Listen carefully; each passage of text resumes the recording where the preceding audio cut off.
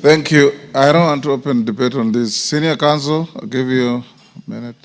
Thank you, Mr. Speaker. Mr. Speaker, let me first thank you for the wisdom of directing the inquiry through members of the relevant committee, and say that it is important.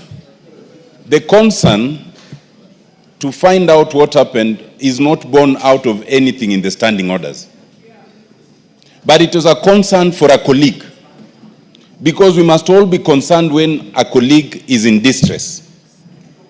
And therefore, I find 4 very unique things about this matter. One, which is very positive on the part of the police, is the swiftness of the inquiry. I hope we can have such swiftness in all matters. 2 is the openness in terms of the update of what happened. I think that is also a very good thing, and they are to be commended. There are also 2 very unique things which are to be discouraged. The one is that while we call on the police to do investigation, then they are blocked from accessing our colleague, who is the only primary person who can give the most useful information. That is disabling the police.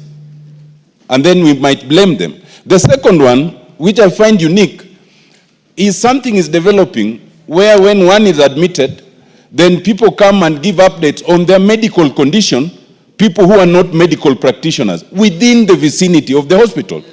That usually does not happen in most hospitals. I think that's unique to this very able establishment.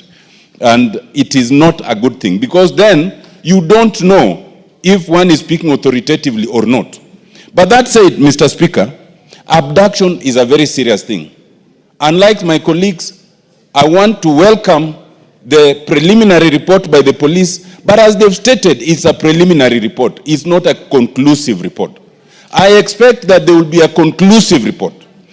Once it is concluded, Mr. Speaker, if indeed there were people who are involved in kidnapping our colleagues, they must be prosecuted.